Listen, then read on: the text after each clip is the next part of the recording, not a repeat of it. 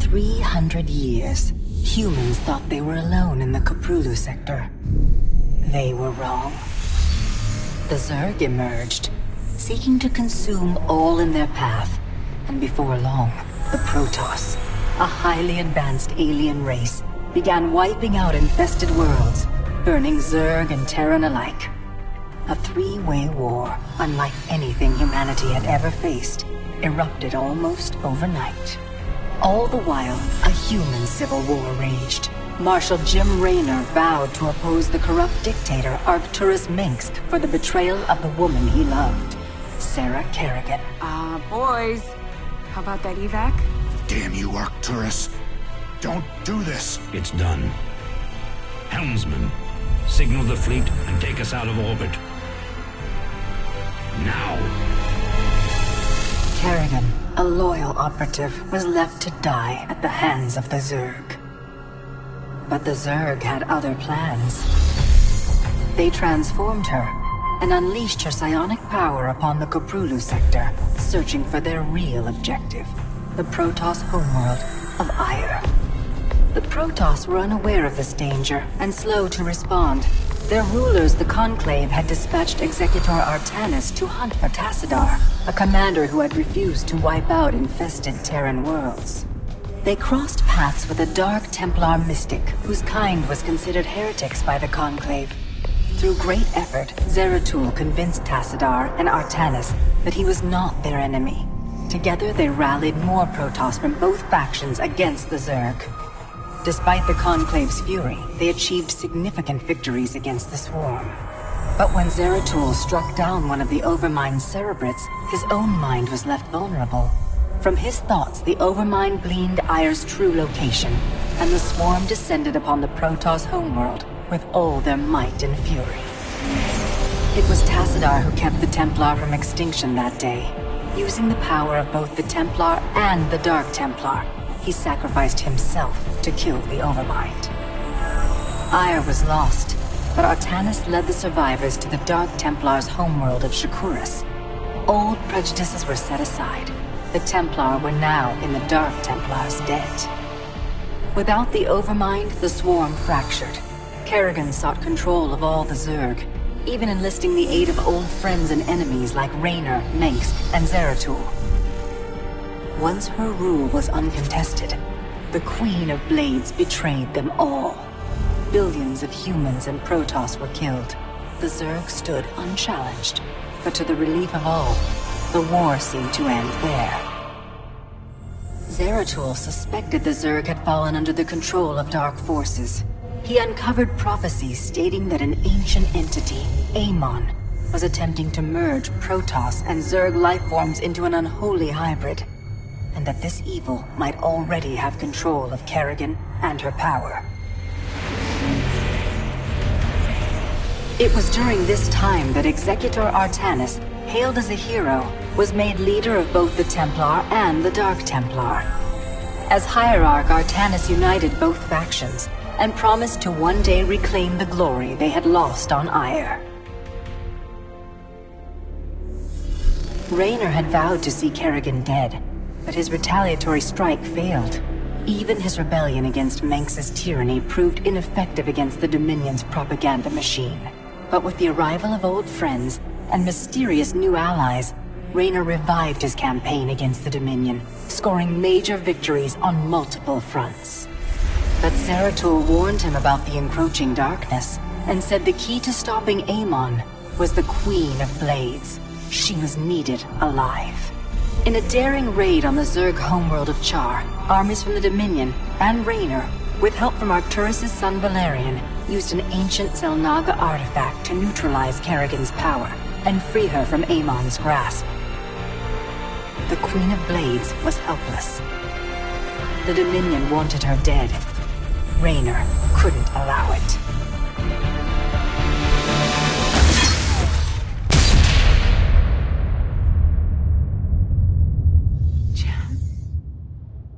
It's okay. I got you. Without a leader, the Swarm fractured. Raynor and Kerrigan found sanctuary with Valerian Mengsk and began planning their next move.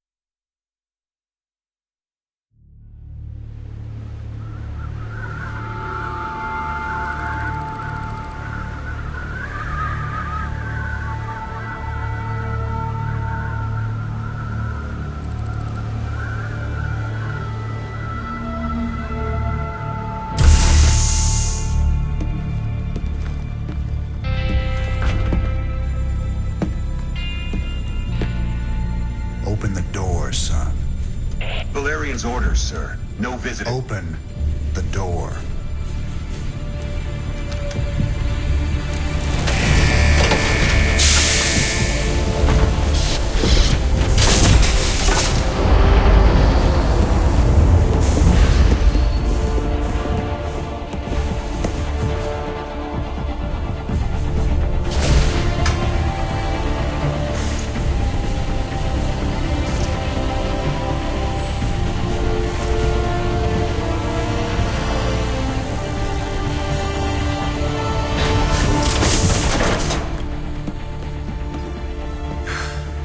Good morning, Commander. Junior. Gentlemen, the test protocol will begin in 2 minutes.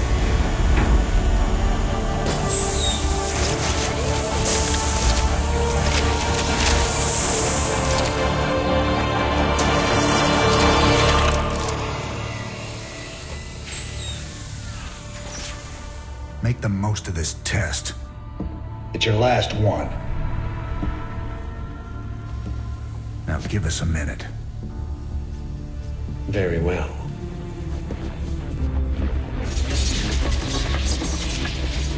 We're getting out of here tonight, darling. Good. Then we can go after Minsk. Forget Minsk. Forget all of it. This is about you and me. Until Minsk is dead, there can't be a you and me. I moved heaven and earth to bring you back, Sarah. I can't watch you throw that away just for revenge. Initiating test phase 2. I never gave up on you, Sarah. Don't you give up on us.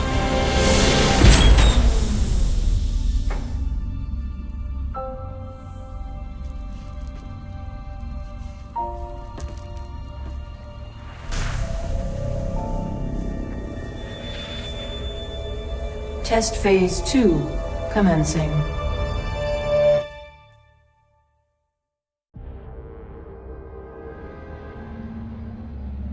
What are you hoping to get out of these tests, Valerian? I told you, I don't remember anything about being the Queen of Blades. We have to find out how much of the Zerg mutagen is left in your system.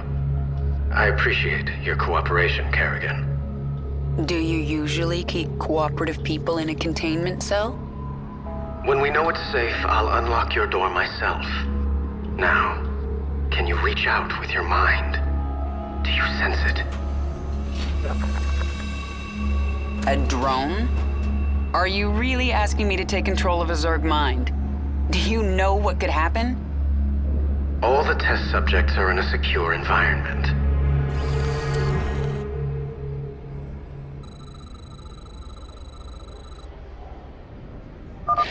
Are you able to control it? Yeah, I have it. Okay, the next step. See if you can order the drone to mutate into a hatchery.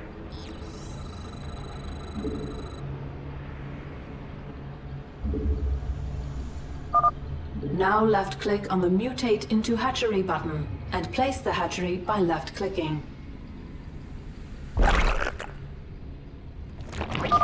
A hatchery is the central structure of a Zerg base. It spreads creep so that other structures can be built. The hatchery also produces lava, which you use to morph into more drones or other Zerg creatures. When you use lava, the hatchery will replenish them over time. Okay, Kerrigan. I'm releasing more drones into the test chamber. See if you can order them to gather those resources.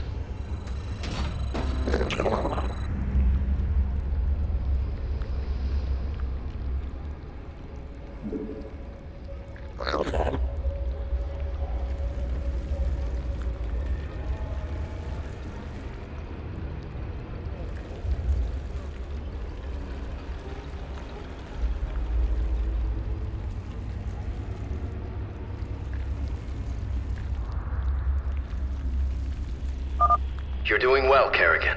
Can you morph more drones? I need an overlord to morph anything else. Do it then. One overlord shouldn't hurt.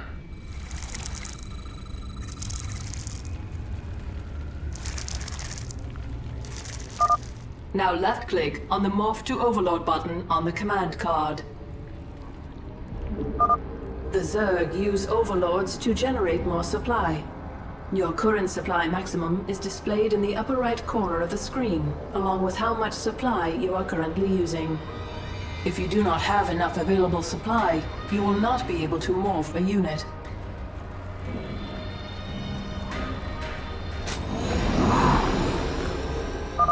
Excellent.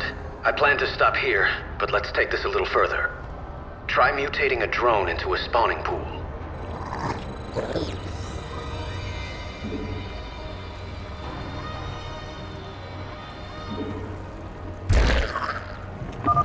The spawning pool allows the hatchery to turn lava into Zerglings. You know this is going to end badly, right?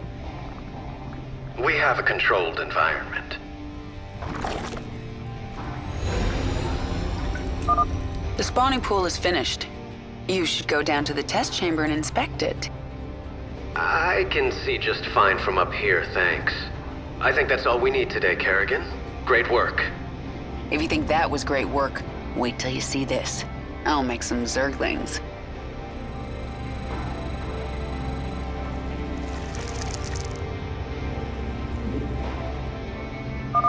Kerrigan, what are you doing? Putting your controlled environment to the test.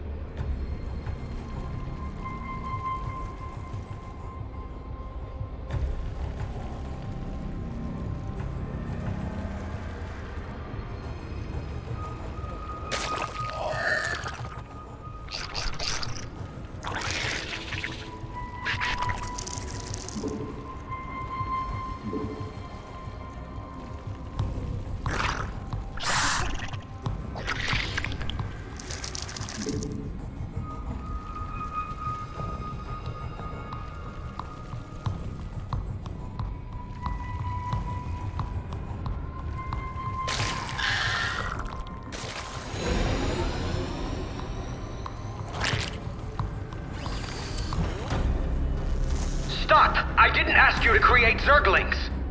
Funny thing about Zerg, Valerian, they never do what you expect. Shut down the experiment. Get sentry bots in there to sanitize those holding cells. Lock down on the sublevel and power up the Eradicator. Nothing gets out!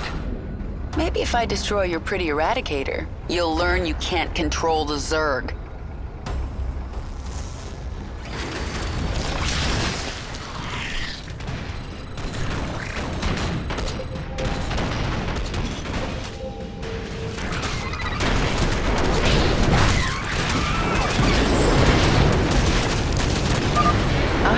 More Zerglings in holding pens. Valerian, you were very careless. Perhaps I'll free them too. Containment breach. Zerg specimens free. Evacuate the scientists. Get all personnel out of there.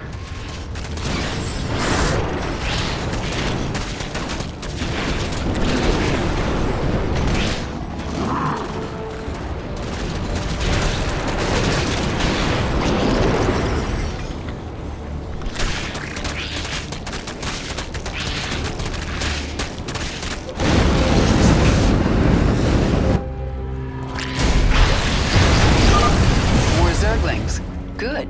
I can use them.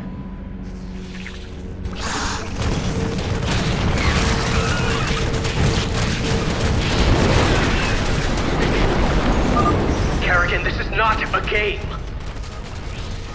It never is with the Zerg.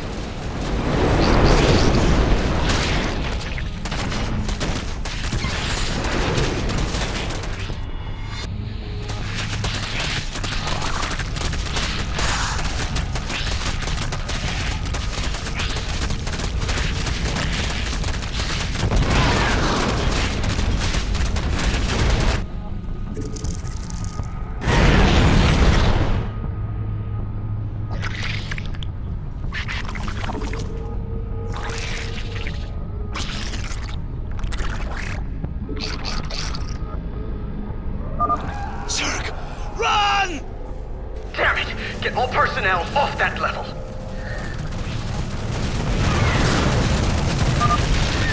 All personnel remain on sublevel. It's all out of control. Containment door closed. Automated gas defense activated. That containment door won't open until I destroy those turrets.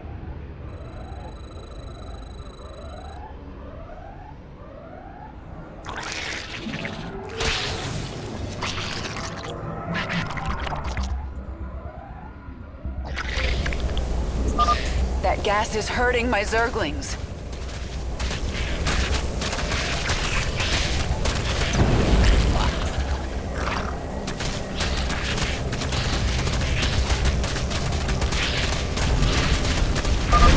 The door's open. Now to destroy the Eradicator.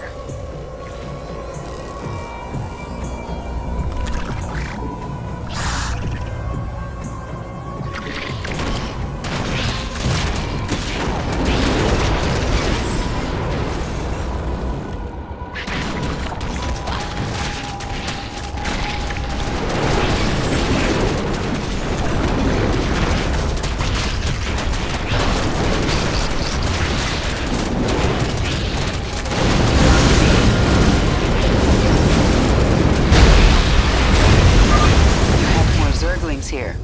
Well, they're mine now.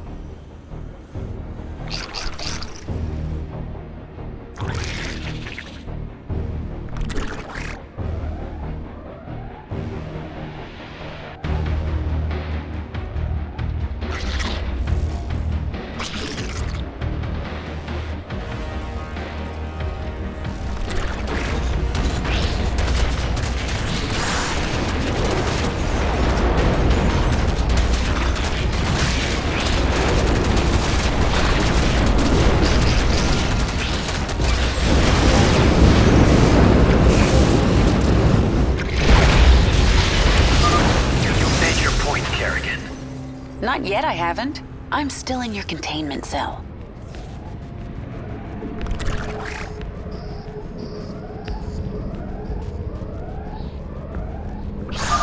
Eradicator activated.